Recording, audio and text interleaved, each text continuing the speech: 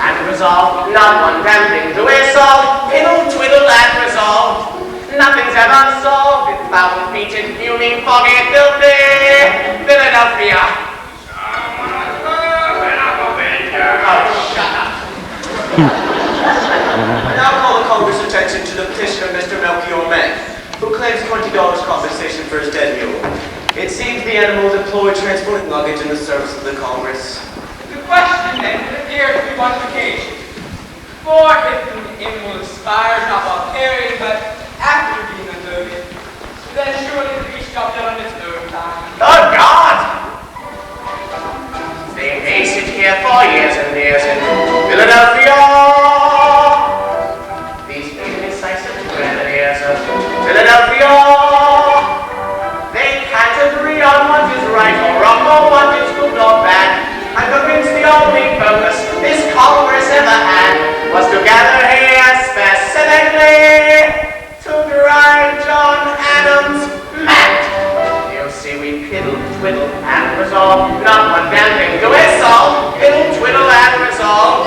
Nothing's ever solved. Foul-featured, fuming, foggy, filthy Philadelphia.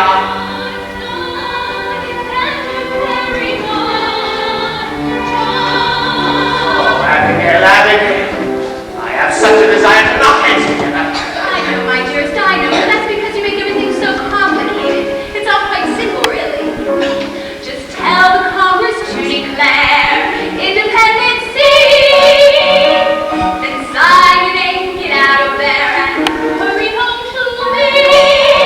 Our children all have dysentery. Little talk keeps turning blue. Little Abby has the measles, and I'm coming down with flu. They say we may get smallpox. Madam, what else is new? Abigail, in my last letter I wrote and informed you that the king has collected 12,000 German mercenaries to send against us. I asked you to organize the ladies and make saltpeter for gunpowder. Have you done as I asked? No, John, I have not. Why not? Because you neglected to tell us how saltpeter is made. By treating sodium nitrate with potassium chloride, of course. Oh, yes, of course. Will it be done then? I'm afraid we have more urgent problems, John. More urgent? Madam. There's one thing every woman's missed in Massachusetts Bay. Don't smirk at me, you egotist. Pay heed to what I say.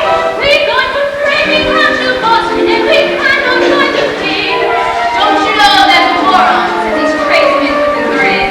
Well, we will not make saltpeter until you send us in. Yes, madam. Saltpeter. Saltpeter. Saltpeter. Peter. Peter. Peter. Peter.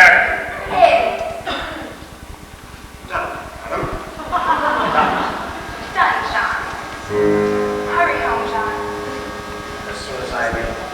Don't stop writing. It's all I have. Every day, my dearest friend.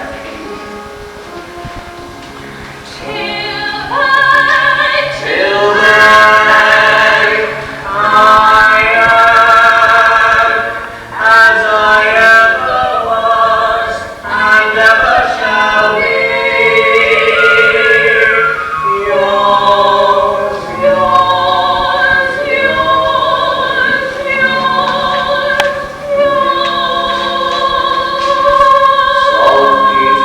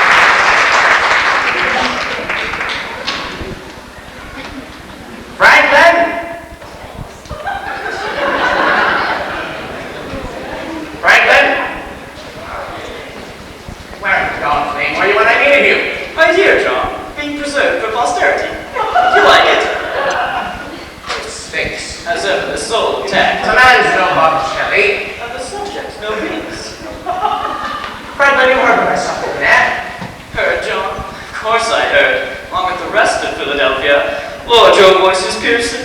And my arguments. Well, when will they make up their mind? On one hand, they can raise an army, dispatch one of their own leaders, and cheer the news from Bunker's Hill. While with the other, they wave the olive branch in the king's face, waving and begging him for a happy and permanent reconciliation. Damn it, Fat George in London has declared us a rebellion. Why in bloody hell can't they? John, really? You speak as if independence were a rule. It's never been done before. No colony has ever broken away from the parent stem in the history of the world. Damn it, Franklin, you make us sound treasonous. Do I? Treason. Treason is a charge invented by the winners as an excuse for hanging the losers. Because I have more to do than stand here listening to you quote yourself. No, that was a new one. Damn it, Franklin, we're at war. To defend ourselves, nothing more. We expressed our displeasure, England moved against us, and we in turn have resisted. Now Congress wants to effect a reconciliation before it becomes a war. Reconciliation, my ass. The people want independence. The people have read Mr. Paine's common sense. I doubt Congress has. John, why don't you give it up? Nobody listens to you. You're obnoxious and disliked. I'm not promoting John Adams, I'm promoting independence. Evidently, they cannot help connecting the two. What are you suggesting? Let someone else in Congress propose. Never! Why? What did you have in mind? Oh, I don't know. I really hadn't given it much thought. Except for me, Benjamin! Never! Hello, Johnny!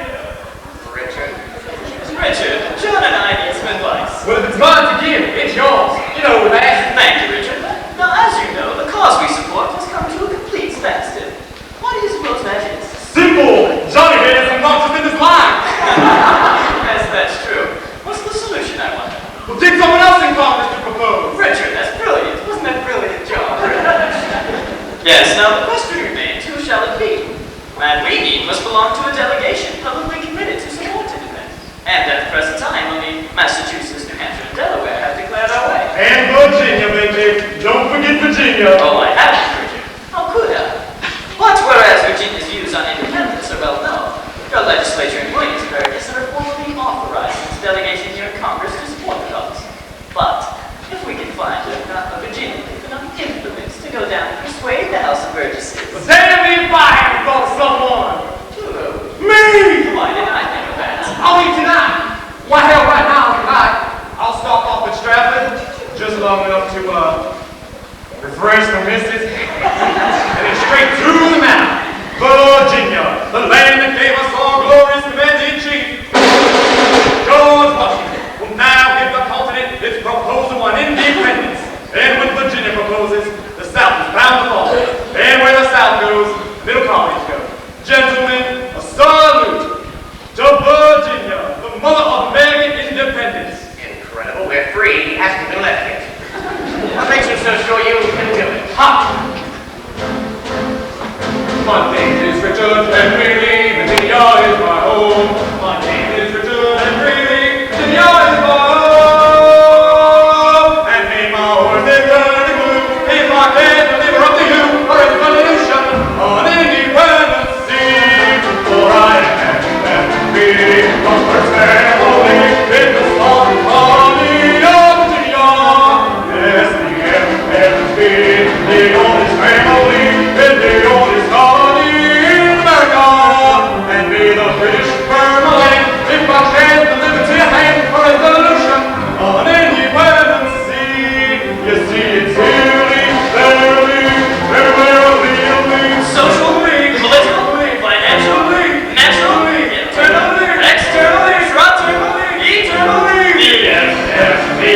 the first family in the southern colony of Virginia. And may my wife refuse my bed if I can't deliver, as I said, a resolution on independence sea. Spoken modestly, go ahead.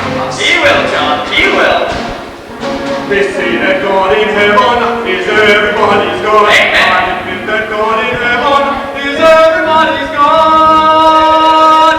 But I tell you, John, with pride, God leave the little on the side of the least of Virginia. You see, it's healing, very well, healing, healing.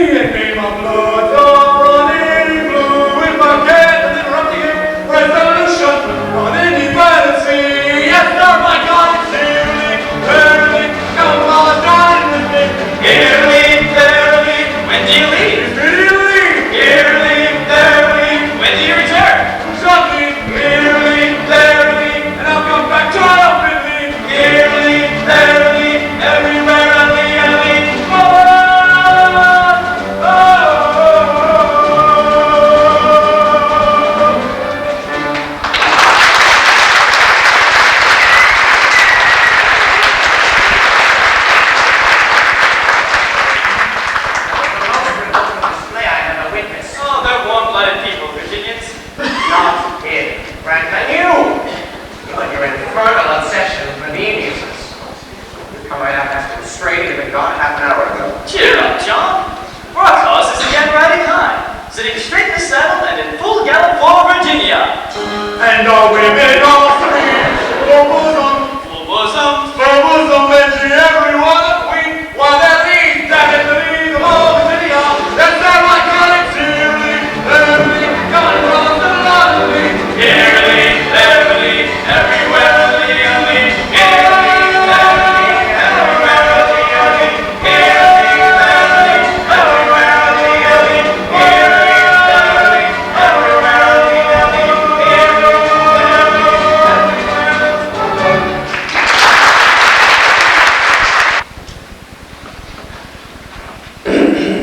Yes? I'm Dr. Lyman Hall, a new delegate from Georgia. Well, I'm Andrew McKay, congressional custodian. If you'll be wanting anything, hold out your care like you're hitting the other two. You're welcome to on your way. Well, where does the Georgia delegation belong? Oh, they go right over there. You're one of them Carolinas. It's after 10. I was told the Congress convened at 10. Oh, they'll be buttering any time now. With the old Gregory got through this hat. Who? Gregory got Fetch me a mug of rum. Mr. Hawkins, can we please meet Dr. Lyman Hall? I don't need a doctor, damn it. Delegate from Georgia? Oh, why didn't you say so? I'm Stephen Hopkins, old delegate from Rhode Island. McNair, 2 months of rum. I fear it's a little early in the day. Nonsense. It's a medicinal fact that rum gets a man's heart started early in the morning. I'm surprised you didn't know so. And speaking as the oldest man in Congress. And Franklin's older by almost a year. Rum! Tell me, where does Georgia stand on independence? With South Carolina. Morning, then. Check the hand of Dr. Lyman Hall from Georgia. This here is Zachary Quinto from whichever Carolina he said he's from. God knows I can't keep him straight. Pleasure, Dr. Hall. Your servant, Mr. Rutledge. And the long and short of it now, Doctor. Eddie Bear's only 26, and the young stuff. Except for the fact that Where'd you go for it, man? Jamaica?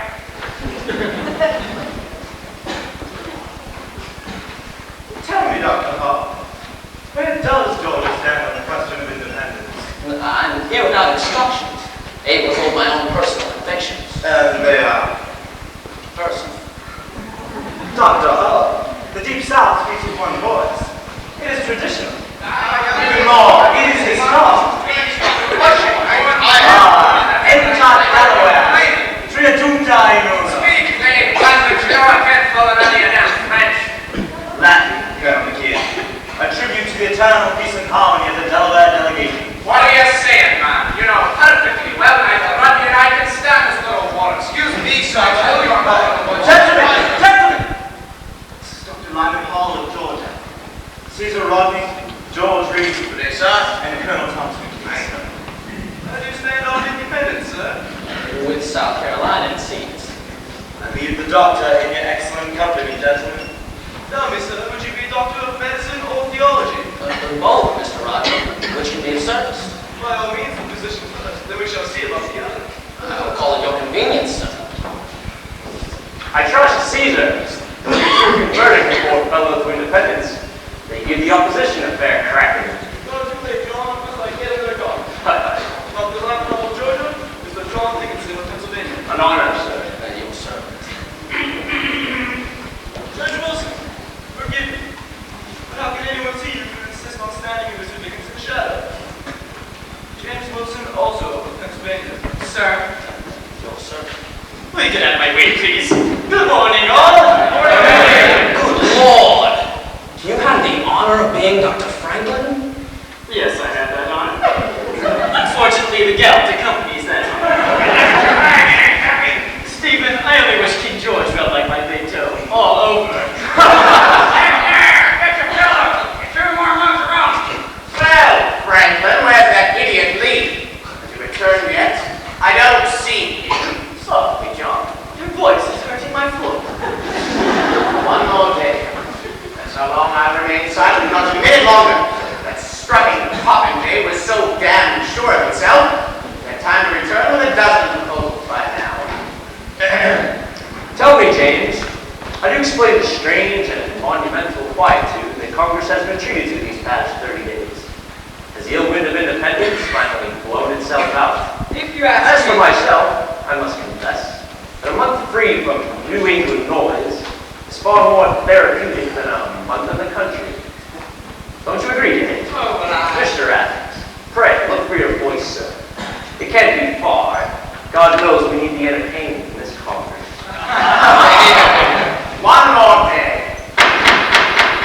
Gentlemen, the usual morning festivities concluded, I will now call the Congress to order. Mr. Thompson. The Second Continental Congress meeting in the city of Philadelphia is now in session. 7 June 1776 to 380th meeting. The Honorable John Hancock of Massachusetts Bay, President. Thank you, Mr. Thompson. Mr. McNair, the stores of rum and other drinking spirits are hereby closed to the colony of Rhode Island for a period of 3 days. Yes, sir. No! You can't do that! Sit down, Mr. Hopkins. You abuse the privilege. The chair would like to take this opportunity to welcome Dr. Lyman Hall to join with the Congress and hopes he'll make the best of it. My God, it's hot. The Secretary will read the roll. All members present with the following exceptions. Mr. Charles Carroll of Maryland, Mr. Samuel Adams of Massachusetts, Mr. Button Winnett of Georgia, Mr. George White and Mr. Richard Henry Lee of Virginia, and the entire delegation of New Jersey. I'm concerned over the continued absence of 1/13 of this Congress. Where is New Jersey? Somewhere between New York and Pennsylvania. Thank you very much. Dr. Franklin, have you heard anything? Your son resides there. Son, sir? What son? The Royal Governor of New Jersey. As that title might suggest, sir, we are not in touch at the present time. Oh, yes. Very well. The weather report, Mr. Jefferson, Virginia. Mr. Jefferson! Present, sir. May we hear about the weather? Is the word speaking for itself? 87 degrees of temperature, 30.6 inches of mercury, wind from the southwest for the rest of the day, and tonight I'm leaving for home. On business? Family business. Give her a good one for me, young fella. Yes.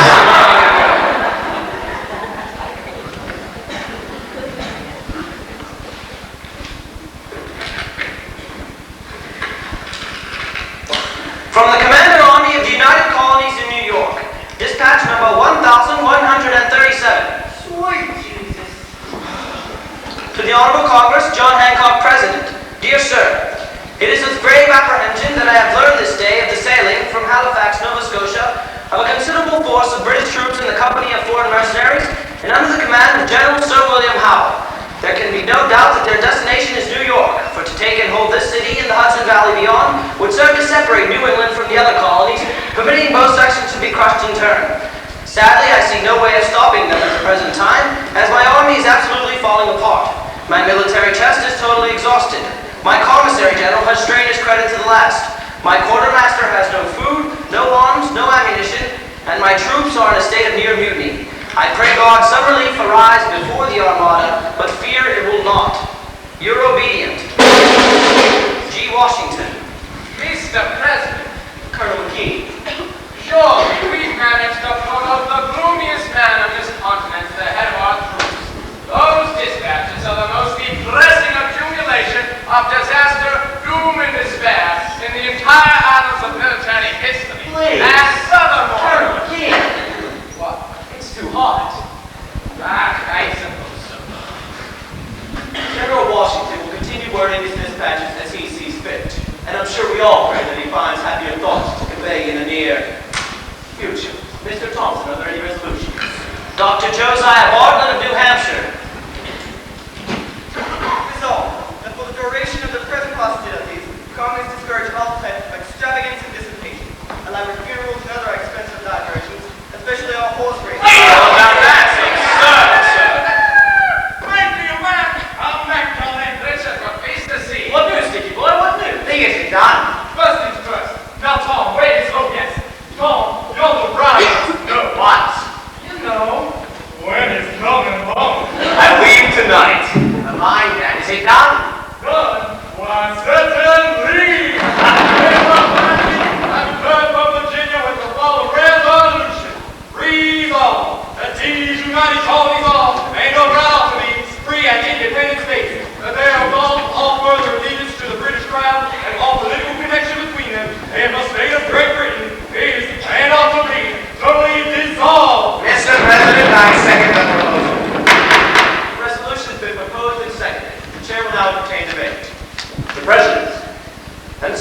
moves, as always, that the question of independence be postponed indefinitely. I second motion. Judge Wilson, in your eagerness to be gone, you seem to have forgotten that Pennsylvania did not second its own motion. Delaware seconds. Your word, the weasel.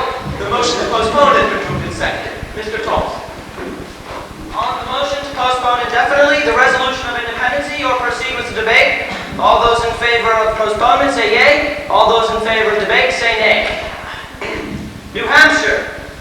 Mr. Favorite debate says yea. New Hampshire says yea. Massachusetts. Massachusetts, having borne the brunt of the king's tyranny. Tyranny. As I said, tyranny. Massachusetts now and for all time says yea. Massachusetts says yea. Rhode Island. Mr. Hopkins. Where's Rhode Island? Rhode Island, I'm visiting the, necessary. After what Rhode Island's consumed, I can't say I'm surprised. We'll come back to it, Mr. Thompson. Rhode Island passes. Connecticut. Well, Connecticut has to allow in against the proposal. When the proposal is introduced by the colony outside of New England, Connecticut cannot any longer report support. Connecticut says yea. Connecticut says yea. New York. Mr. Secretary, New York abstains. Courteously. New York abstains. Courteously. New Jersey. Absent, Mr. Secretary. Oh, yes, New Jersey's absent. Pennsylvania. Pennsylvania, for the 24th time, says nay.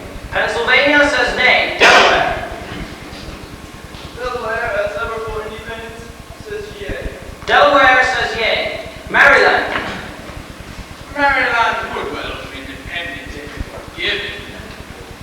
But it is highly skeptical that it can be taken. Maryland says nay. Maryland says nay. Virginia. Virginia, the first colony, says yea. Virginia says yea. North Carolina. North Carolina respectfully yields to South Carolina. South Carolina. Mr. President, although South Carolina has never seriously considered the question of independence, when a gentleman proposes it, attention must be paid. However, we in the Deep South, unlike our friends in New England, have no cause for impatience at the present time. If at some future date it becomes the wish of all our sister colonies to effect a separation, we will not stand in the way. However, for the present time, South Carolina will wait and watch. The vote is nay. South Carolina says nay. North Carolina Says nay. Yes, Mr. Hughes, I know. Georgia. Georgia. Mr. Secretary. Georgia seems to be split right down the middle on this issue. The people are against it, and I'm for it. Now, I'm not yet certain whether representing the people means relying on their judgment or my own. So, in all fairness, until I can figure it out, I'd better lean a little toward their side. Georgia says nay. Georgia says nay. Rhode Island. Second call, Rhode Island. I'm coming. Hold your damn horses. We're waiting on you, Mr. Hopkins. It won't kill you. You think the Congress would have its own pisser?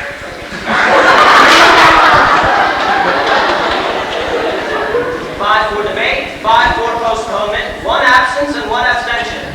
Ah, so it's up to me, is it? Well, I'll tell you. In all my years, I've never heard, seen, nor smelled an issue that was so dangerous that it couldn't be talked about. Hell, we have some for debate, anything. Rhode Island says yay. Mr. Hopkins are off. Let your Tell the whole damn barrel if it wants. Yes, sir. The chair now declares this Congress a committee of the whole for the purpose of debating Virginia's resolution on independence. Mr. Dickinson. Well now, you got your way at last, Mr. Adams.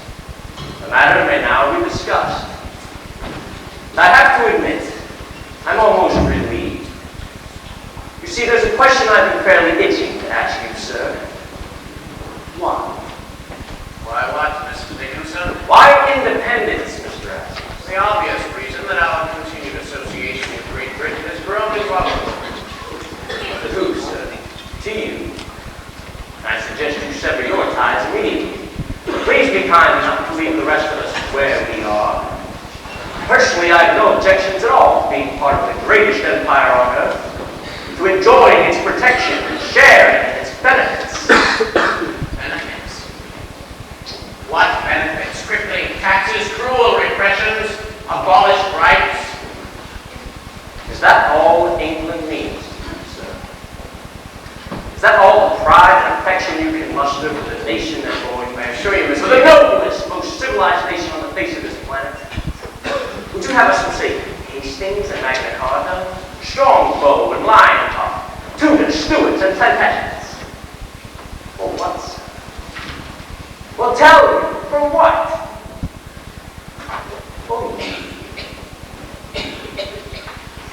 Some men are patriots, like General Washington, and some are anarchists, like Mr. Paine. Some even are internationalists, like Dr. Franklin. But you, sir, you are merely an agitator, disturbing the peace, creating disorder, endangering the public welfare. And for what? Your petty little personal complaints, your taxes are too high. Well, Mr. Adams, so are mine. Come, Mr. Adams. You have reasons, and I'm sure you have. Our present system must provide a gentler means of redress, short of revolution. Yes, that's what he wants. Nothing short of it will satisfy him. Violence, rebellion, treason. Now, Mr. Adams, are these the acts of Englishmen? Not Englishmen, Dickinson. Americans. No, sir. Englishmen! Please, Mr. Dickinson, must you start banging? How's a man to sleep? Forgive me, Dr. Franklin, but must you start speaking? How's a man to stay awake? We'll promise to be quiet, sir. I'm sure everyone prefers that you remain asleep. Glad to hear myself called an Englishman, sir. I'd assure you I prefer to remain asleep. What's so bad about being called an Englishman? The English don't seem to mind. Nor would I, were I given the full rights of an Englishman. What, to call me one without those rights is like calling an ox a bull. He's thankful for the honor, but he'd much rather have restored what's rightfully his. When did you first notice they were missing, sir? Fortunately, Dr. Franklin, the people of these colonies maintain a higher regard for their mother country. I assume that she feels for them. Never was such a valuable possession so stupidly and recklessly managed in this entire continent by the British Crown. Our resources pillaged, our industry discouraged, and worst of all, our very character stifled. We spawned a new race here, rougher, simpler, more violent, more enterprising, and less refined. We're a new nationality, Mr. Dickinson. We require a new nation. That may be your thought. But as I said, people feel quite differently. What do you know about the people, Dickinson? You don't represent the people. You speak only for yourself. And that precious status quo you keep imploring the peace to maintain for their own good is nothing more than the eternal preservation of your own property. Mr. Adams, you have an annoying talent for making such delightful words as property sound quite distasteful. In heaven's name, sir, what is wrong with owning property? I remind you that many of us first came to these shores in order to secure rights to property. But we hold these rights no less dear than the rights you speak of. So safe. So fat. So comfortable in Pennsylvania. And what is this independence of yours but the pride and grievance of Massachusetts? Why is it always Boston that disturbs the king's peace? My dear colonists, you must not adopt this evil measure. It is the work of the devil. Leave it where it belongs, in New England. Brother Dickinson, New England has been playing the devil for more than 100 years. For more than 100 years, Brother Sherman, the devil has been winning, hands down. Why, he's sitting right here in this Congress. Don't let him deceive you. This proposal is entirely his doing. Just a minute. Now, it may bear Virginia's name, but it reeks of Adams, Adams, and more Adams. Look at him, ready to lead this continent on the fiery path of total destruction. Good God, why can't you acknowledge Concord and Lexington, man. We're at war, damn it, right now. You may be at war, Boston and John Adams, but you will never speak for Pennsylvania. Nor for Delaware. Because the region represents only 1/3 of Delaware. The sensible third, Mr. Rogers. Stand down, you little roach, and I'll knock you down. Sit down, all three of you. McNair, do something about these damn flies. McNair, fetch me a rum. Get the flies first. A rum! I've only got 2 hands. Christ, it's hot. Please do go on, gentlemen. You're making the only breeze in Philadelphia. Tell me, Mr. Adams, once you've achieved independence, who do you propose to govern South Carolina? The people, of course. Which people, sir? The people of South Carolina? Or the people of Massachusetts? Right, don't you admit it, then. You're against independence. Now, it always will be. Aye. You refuse to understand us, gentlemen. We desire independence, yes, for South Carolina. That is our country. And as such, we do not wish to belong to anyone. Not to England, and certainly not to you. We intend to be one nation, Rutledge. A nation of sovereign states, united for our mutual protection, but separate for our individual pursuits. That is what we have understood it to be, and that is what we will support, as soon as everyone supports it. There you are, Mr. Adams.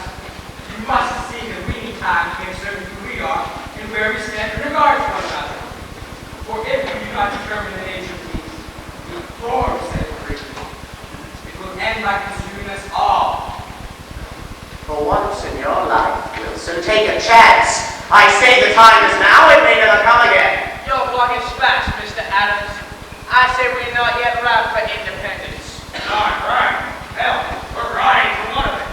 Gentlemen, please, what is God's name to give Ronald hurry? Why must this question be settled now? What's wrong with now, Mr. Chase? General Washington is in the people. If he's defeated as it now appears, we'll be invited to hang him. But if by some miracle he should actually win, then we can declare the things we down our please. The sentiments of North Carolina, precisely. Has it occurred to either of you that an army needs something to fight for? A cause, a purpose, a flag of its own? Mr. Adams, how can a nation of only 2 million souls stand up to a nation of 10 million? Think of it. 10 million. How do we compensate for that shortage? Simple, Mr. Chase. Increase and multiply. I tell you, we will more than compensate with spirit. There is a spirit out there in the people that is sadly lacking in this Congress. Yes, of course. Why didn't I think of that? Spirit. No food, no arms, no ammunition, no treasury, no friends. But bless our soul, spirit. Colonel McKee, Mr. Rodney, Dr. Franklin. Why do you follow this incendiary little man? This Boston radical, this agitator, this madman. You're calling me a madman? Fickle! Easy, John. You and your Pennsylvania proprietors, you cool, considerate men, you keep to the rear of every issue, so if we should go under, you'll be sure to remain afloat. Are you calling me a coward? Yes. Coward. Madman landlord. Lawyer. Stop it! This is the Congress, not last name. The enemy is up there. No! The enemy is here! No, I say he's up there. England, closing in, cutting off our air. There's no time. No air.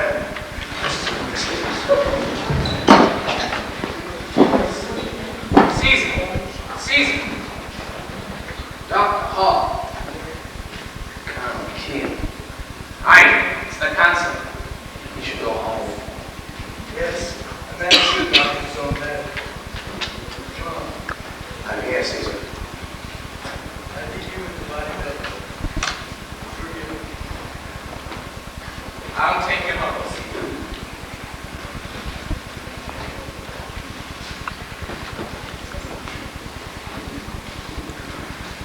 I'll get out within a week.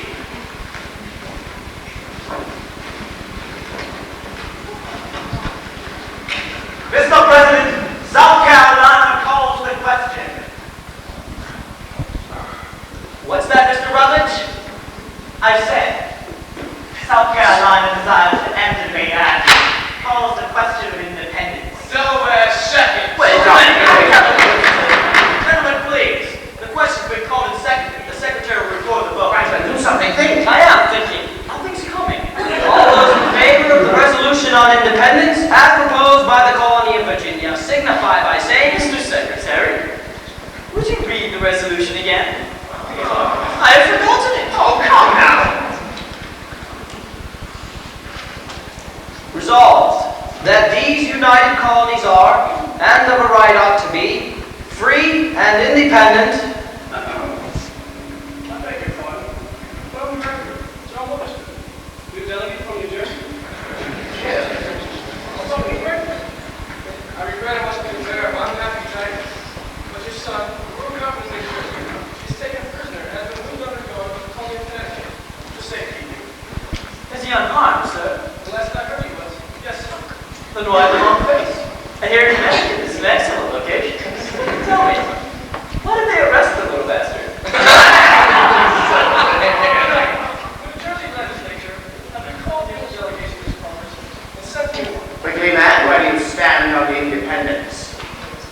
I'm going to make that clear. No. No, I suppose I haven't. But that was the reason for the change. We instructed the vote for independence. Mr. President, Massachusetts is now ready to vote on independence and reminds the chair of his privilege to decide all votes that are deadlocked. I won't forget, Mr. Adams. The chair would like to welcome the Reverend Witherspoon and appoint a congressional chaplain if he will accept the proposed. With much pleasure, sir. Very well, Mr. Thompson. You may now proceed with the vote on independence. All those in favor of the resolution on independence as proposed by the colony of Virginia signify by saying, President, Pennsylvania moves that any vote in favor of independence must be unanimous. Why? Second motion. Judge Wilson! Oh my God. Delaware seconds. No votes ever had to be unanimous, Dickinson. You know that. Yes, but this one must be. On what grounds? That no colony be torn from its mother country without its own consent. Yeah. But it'll never be unanimous, Dickinson. You know that. You say so. it has been moved and seconded that the vote on independence must be unanimous in order to carry. All those in favor signify by saying yea. Yea. 6 colonies say yea. All those opposed signify by saying nay. Nay. 6 colonies say nay. Mr. Secretary, New York abstains. Yeah, it's Mr. Morris, why does New York constantly abstain? Why doesn't New York simply stay New York? Very well, the vote is tied. The principles of independence have no greater advocate in this Congress than its president. And that's the reason I must join those who vote for unanimity. What? What are you doing, John? You've sunk us. Hear me out. Don't you see that any colony who opposes independence will be forced to fight on the side of England? They'll be setting brother against brother.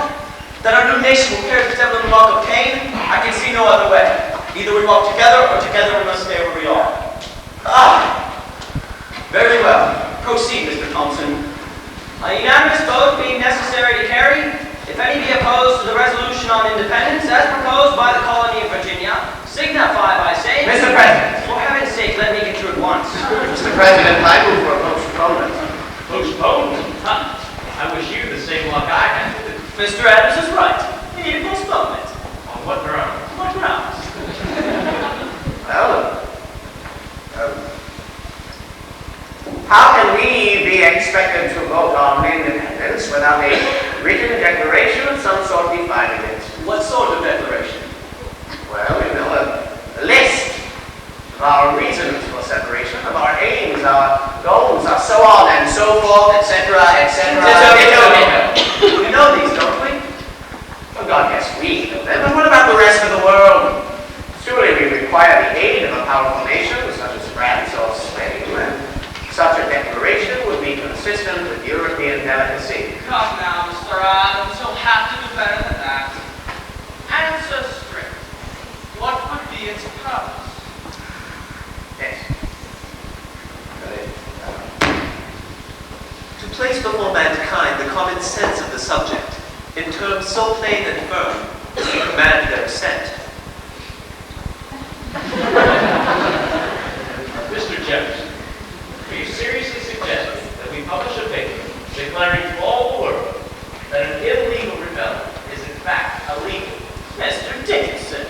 I'm surprised at you. You should know that rebellion is always legal in the first person, such as our rebellion. It is only in the third person, their rebellion, that it is illegal. Mr. Secretary, I second the motion to postpone the vote on independence for a period of time sufficient for the writing of the declaration. It has been moved and seconded. Mr. Thompson. All those in favor of the motion to postpone signify by saying yea. Yay. 6 colonies say yea. Against? Yay. 6 colonies say nay. Mr. Secretary, New York abstains. That is Mr. Morris. What in hell goes on in New York? I'm sorry, Mr. President, but the simple fact is, our legislature has never sent us explicit instruction on anything. Never? That's impossible. Having been present and a meeting of the legislature is very fast and very loud, and no one pays any attention to anyone else. As a result, nothing ever gets done. I beg your Congress pardon.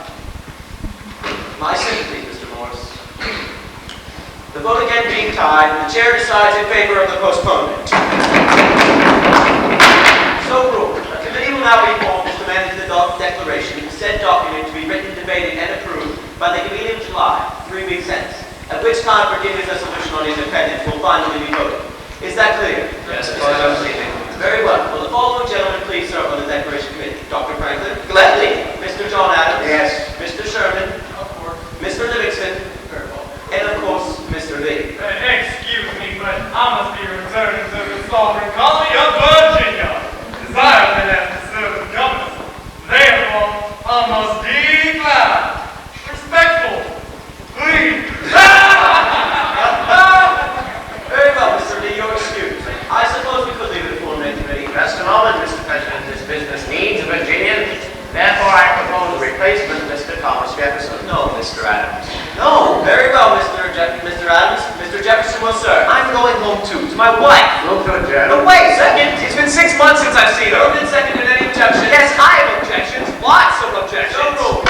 Congress stands adjourned.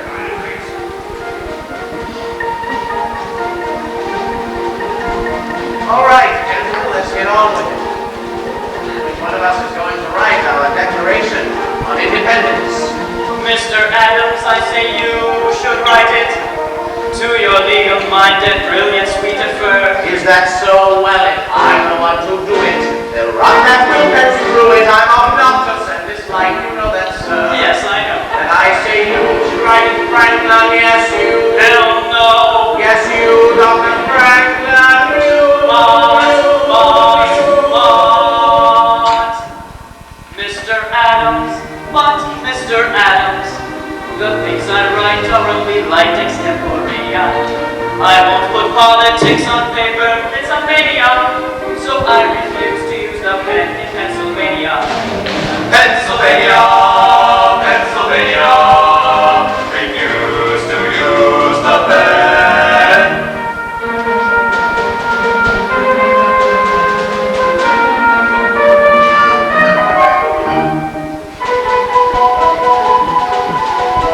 Mr. Sherman, maybe you should write it.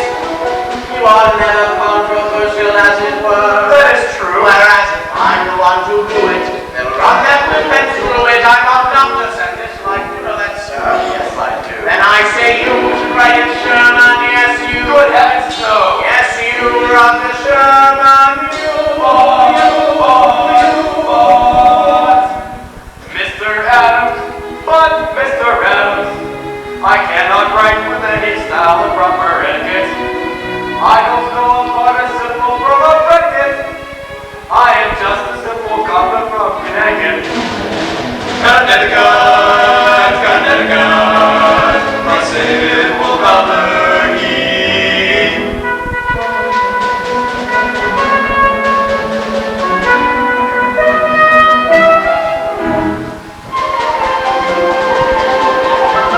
Mr. Livingstone, maybe you should write it. You have many friends of your diplomats. Oh, that word. Whereas if I'm the one to do it, they'll run that blueprint through it. He's obnoxious and dislike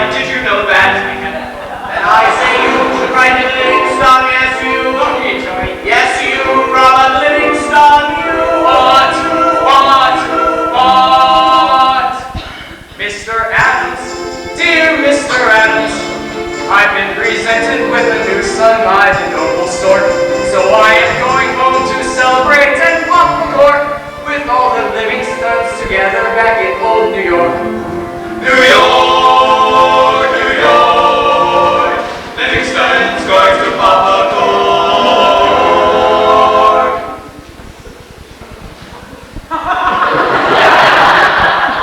Mr. Adams, leave me alone! And we, Mr. Johnson, I beg your pardon, my wife, for the past 6 months. and we solemnly declare that we will, with one mind, resolve and preserve our liberties to die free men, rather than to live slaves. Thomas Jefferson on the necessity of taking up arms, 1775. Magnificent. You write 10 times better than any man in the Congress, including me. For a man of only 33 years, you possess a happy talent of composition and a remarkable felicity of expression. Now then, will you be a patriot or a lover?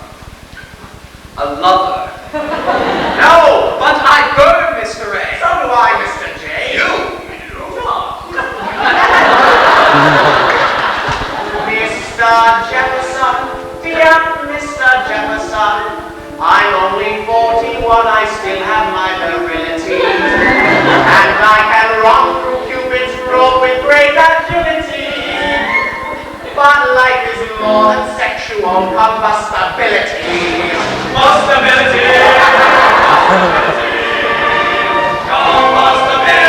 Quiet! Now then, you will write it, Mr. J. Who will make me, Mr. A? I. You? Yes. How? By physical force, if absolutely necessary. It's your duty. Your duty, damn it. Mr. Adams, damn you, Mr. Adams. You're obnoxious and disliked, that cannot be denied. Once again you stand between me and my lovely bride.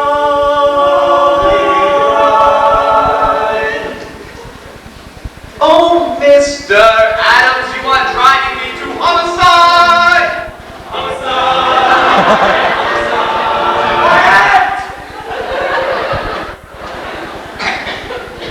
Mr. Jefferson, the choice is yours. Do as you like with it. We may sing.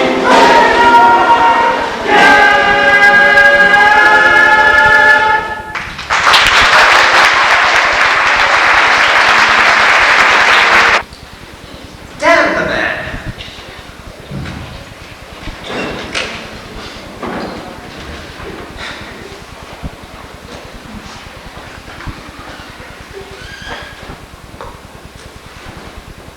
God damn the man!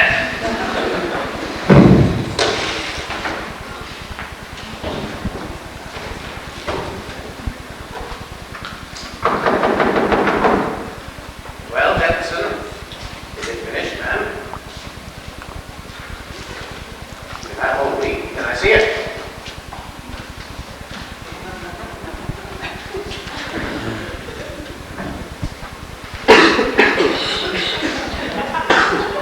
There comes a time in the lives of men when it becomes necessary to advance from that subordination in which they have to remain. This is Carol.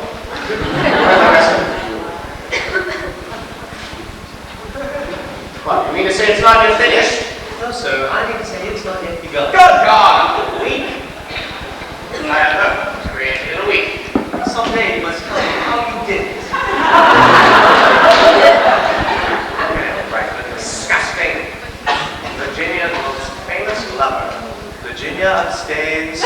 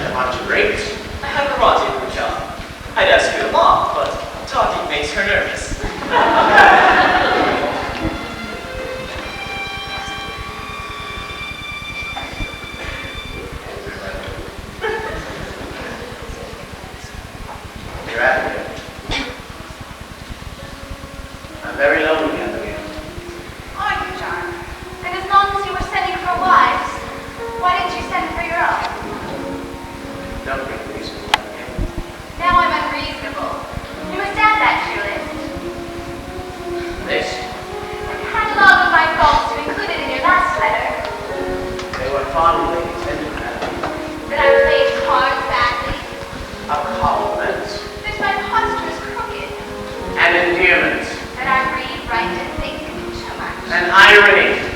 But I am pigeon toed. Ah, well, there you have me. I'm afraid you are. No? Come to Philadelphia, Abigail. Please come. Thank you, John. I do want to.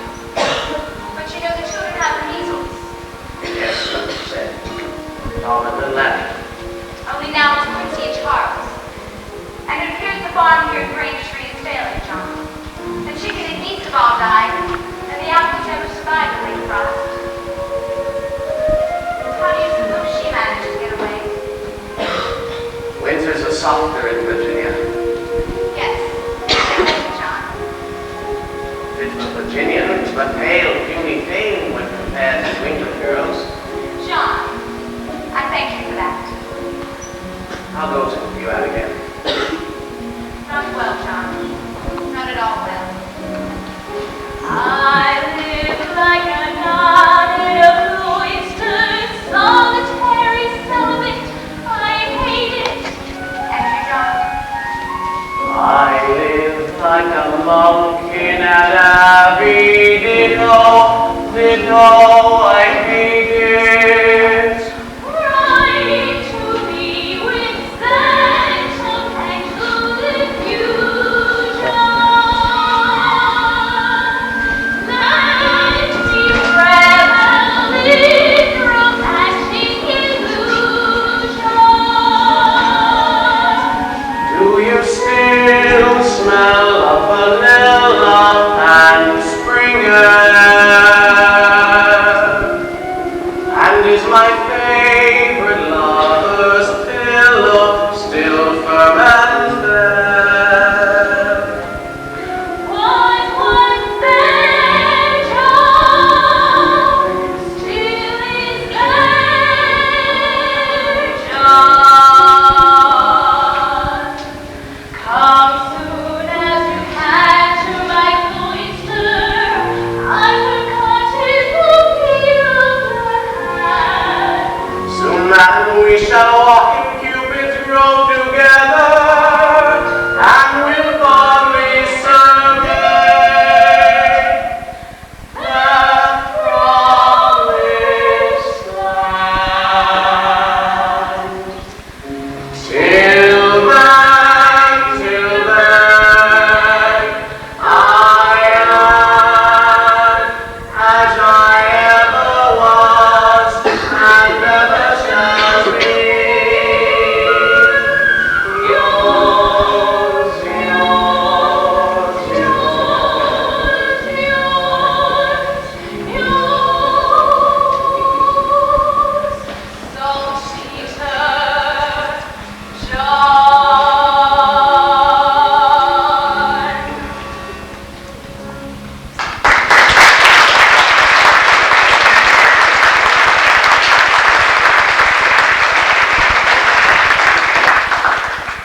Staying late, John, but I was up till all hours of the morning. Have you been here long? No, not long. What are you doing out here? I expect you to be up there cracking the whip. The shutters are still closed. My word, so they are. Oh, it's the press day. Oh, please, spare me up, body mind, first thing in the morning. There we call. Congressman, there's anything. Go ahead. Me? Your voice is more piercing. Perhaps you better come back later. What? Oh, it's positively indecent. Oh, John, they're young and they're in love. What would they think? What would people think? We're standing out here in the middle of the street waiting for them to finish. Please. Don't worry, John. The history books will clean it I up. won't. To you, it doesn't really matter. Franklin did this, Franklin did that. Franklin did some other damn thing. Franklin smote the ground and out sprang General Washington, fully grown and on his horse. Franklin then electrified him with his miraculous lightning rod, and the three of them, Franklin, Washington, and the horse, conducted the entire revolution all by themselves. I like it. Look at her, John. Just look at her. I am. She's even more magnificent than I remember. Of course, we didn't see much of her fronts last night. Good morrow, madam. Good morrow. Isn't the habit in Philadelphia for strangers to shout as they can speak? Oh, not at all,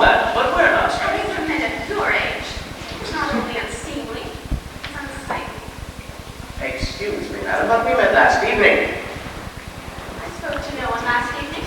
Indeed you did not, but nevertheless we presented ourselves. This is Mr. John Adams, and I am Dr. Franklin. Inventor of the stove. Oh, please. I know your names very well. But you say you presented yourself? It's of no matter. Your thoughts were quite taken elsewhere. My husband is not yet up. Shall we start over? Please join us. Yes, of course. Wonder Jefferson couldn't write. Who could think of independence married to her? Oh, gentlemen, I beg you to forgive me. It is indeed an honor meeting the two greatest men in America. Certainly the greatest within earshot, anyway. I'm not an idle flatterer, Dr. Franklin. My husband admires you both greatly. Then we are doubly glad. We admire very much that which your husband admires. You speak well, madam. Oh, did you lie comfortable?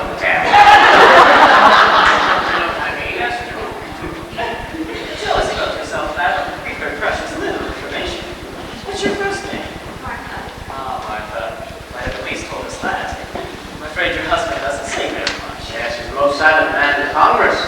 I've never heard him utter 3 sentences together. Not everyone's a talker, John. It's true, you know. Tom is not a talker.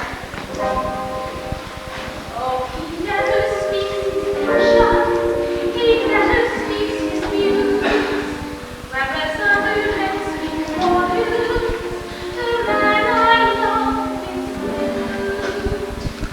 In truth, I can't recall being moved with words at all. Even now.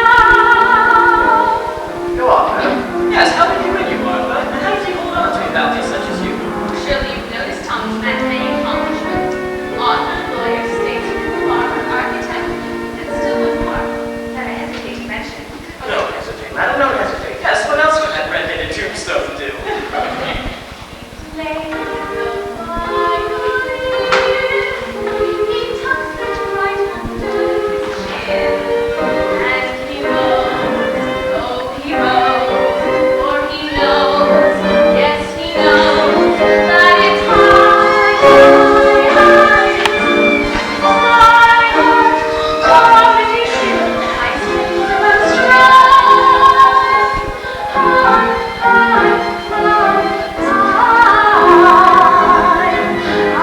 I am undone. Violin, madam. I hear his violin, and I exactly live within. And I sigh, oh I sigh, he draws near, very near, and it's high,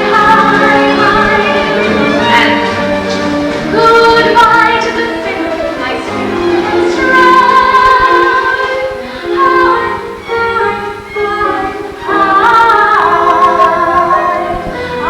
I am undone. That settles it, John. We're taking up the violin. Very well. Well, then we must play the violin. What happens next? Next, Mr. Adams, why, just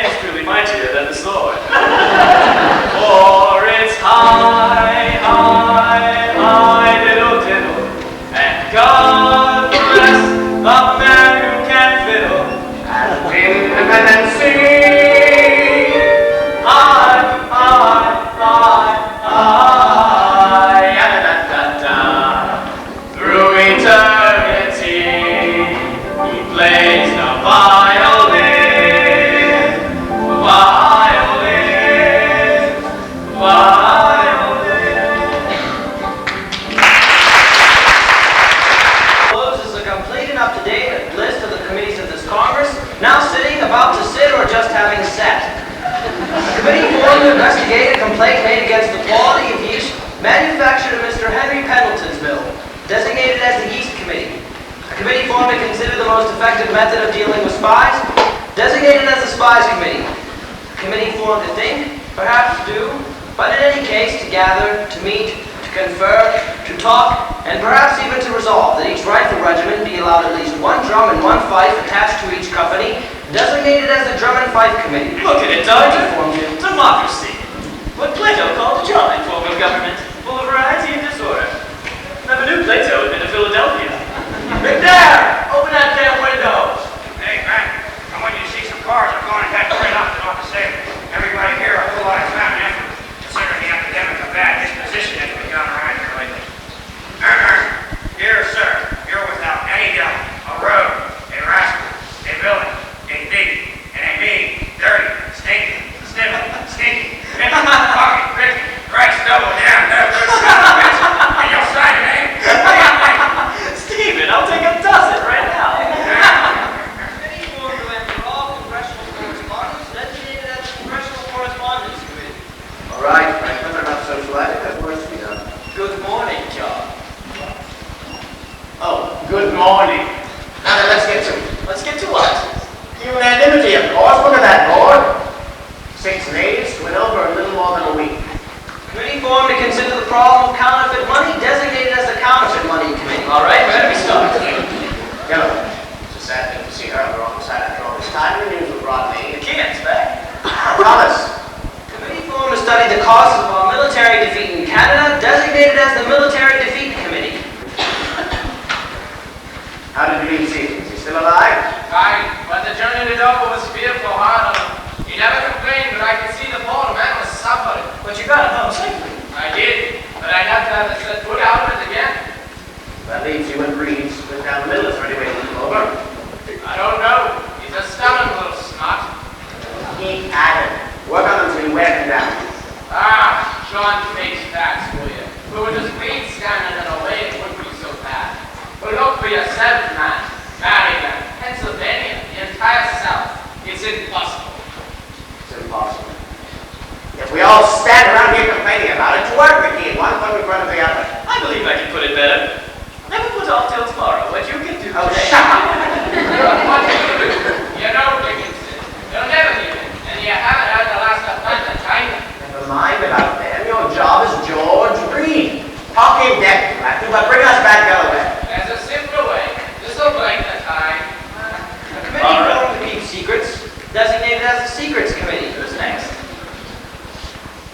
Pennsylvania, Maryland. I suggest you try to put your own house, or I would like to make a crack at old bacon face. Look at it stuff himself. Ah, Mr. Chase. How about it, Chase? When are you coming to your senses? Please, Mr. Adams, not what I'm eating. Mr. Wilson, it's time you assert yourself. When you were a judge, how the hell did you ever make a decision? The decisions I made were all based on legality and precedent. Under his no legality here. And certainly no precedent. Because it's a new idea, you what? We set our own precedent. No, Mr. Keene. No, no, no. Damn your eyes, me, you came into this world screaming, though, and you're determined to leave it the same way. How about it, Chase? The Congress is waiting.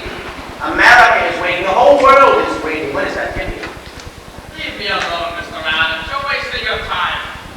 I thought we could win this whole idea and work your rights. But you must know that's impossible. You heard of General Washington's dispatches. His army's falling apart. General Washington is exaggerating the situation in order to arouse this torpid Congress into action. Why, as chairman of the War Committee, I can tell you that never has an army been in better shape. Never have troops been so resolute. Never have discipline and training been more spirited. Never in... Oh, good God.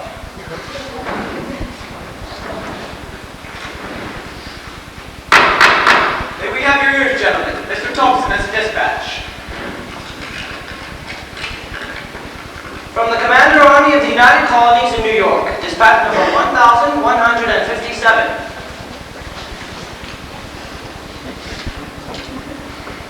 To the Honorable Congress, John Hancock, President. Dear Sir, it is with the utmost despair that I must report to you The confusion and disorder that reign in every department. The continental soldier is as nothing ever seen in this or any other century. He is a misfit, ignorant of hygiene, destructive, disorderly, and totally disrespectful of rank. Only this last is understandable, as there is an incredible reek of stupidity amongst the officers. The situation is most desperate at the New Jersey training ground in New Brunswick, where every able-bodied whore in the colonies has assembled. There are constant reports of drunkenness, desertion, foul language, naked bathing in the Raritan River, and an epidemic of the French disease.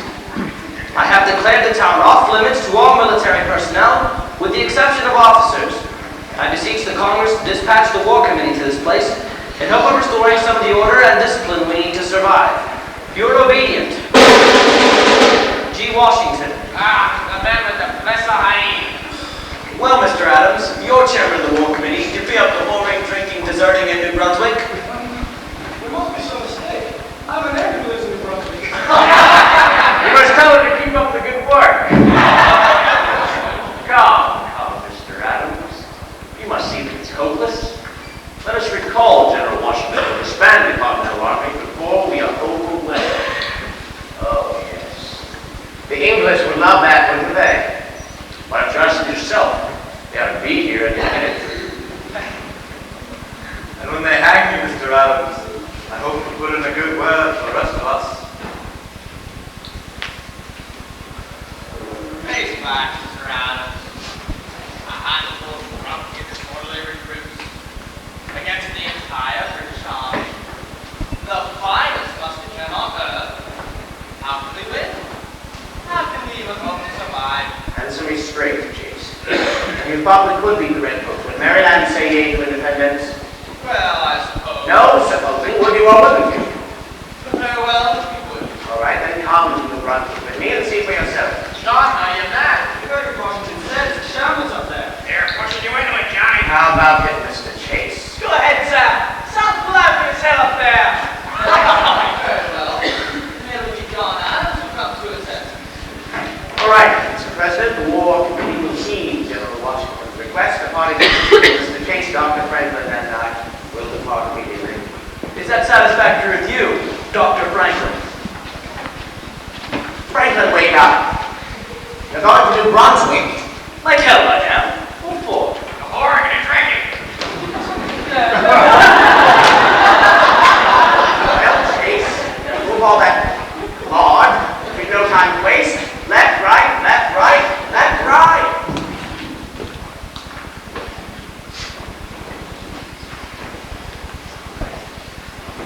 Mr. McNair, all this talk of independence has left a certain foulness in the air.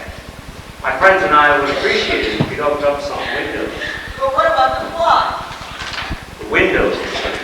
Open the window, close the window. So, gee.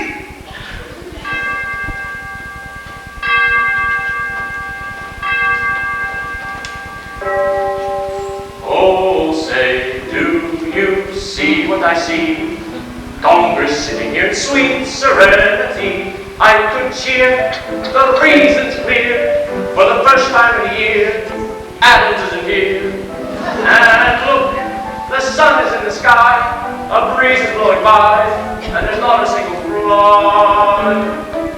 I sing Hosanna, Hosanna, Hosanna, Hosanna, and it's cool.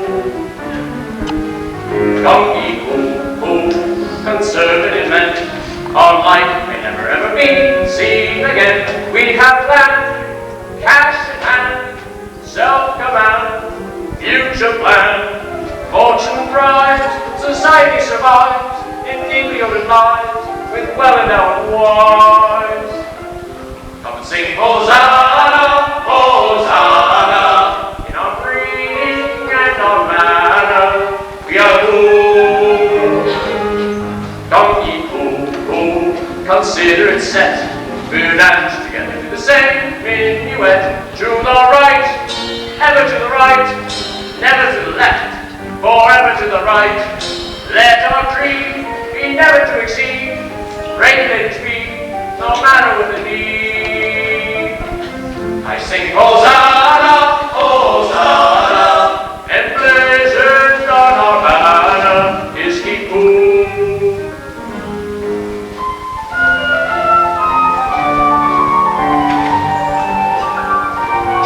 To the right, ever to the right, never to the left, or ever to the right, hands attached, fight detach, everybody match. I have a new dispatch. From the commander, Army of the United Colonies in New York. Dispatch number 1158. To the Honorable Congress, John Hancock, President. Dear Sir, I awoke this morning to find that General Howe has landed 25,000 British regulars and Hessian mercenaries on Staten Island, and that the fleet under the command of his brother, Admiral Lord Howe, controls not only the Hudson and East Rivers, but New York Harbor, which now looks like all of London afloat. I can no longer in good conscience withhold from the Congress my certainty that the British military object at this time is Philadelphia. Happy should I be if I could see the means of preventing them, but at present I confess I do not. Oh, how I wish I had never seen the Continental Army. I would have done better to retire to the back country and live in a wigwam. Your obedient, G. Washington. What we do rationally. We never go back. Why begin? Do we know that we can win? And if we cannot win, why bother to begin? We say this game's not of our choosing. Why should we risk losing? We go, man. Mr. Hancock, you're a man of property, one of us. Why don't you join us in our minuet? Why do you persist in dancing with John Adams? Good Lord, sir, you don't even like him. That is true. He knows me quite a lot, but still I'd rather trot. 2 hours we go aloft. But why, sir? For personal glory or a place in history? Be careful, sir. History will brand Mr. Adams and his followers as traitors. Traitors to what, Miss Binghamton? The British Crown or the British half-crown? Fortunately, there are not enough men of property in America to dictate policy. Perhaps not. Don't forget that most men with nothing would rather protect the possibility of becoming rich than face the reality of being poor. And that is why they will follow us. To the right, ever to the right, never to the left, or ever to the right. Where there's no, I'll find no hole, tradition and gold, we got to be bold. I sing Hosanna, Hosanna, in a sane and lucid manner. We are cool, we're the cool, the certain event, whose life may never be seen again. We're out there, cash in hand, self-command, future plan, and we'll hold to our goal, tradition and soul. We love to be bold, we say it's not our choosing. Why should we risk losing?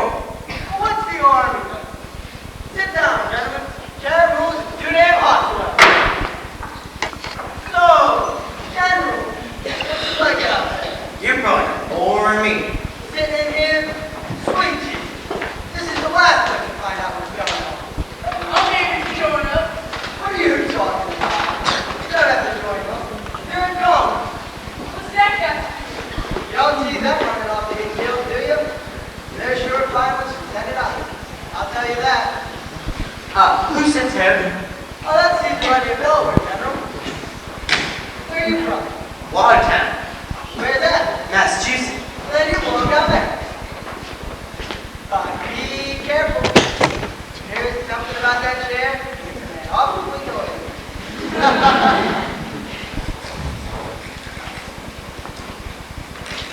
You see anything bad? Sure I did. I seen my 2 best friends get shot dead right on the very same day. Right on the village green ones. And when they didn't come home for supper, their mom was not looking for them. Miss Lowell, she found Will right off. But Miss Pickett, she looked at him half an eye. See, I called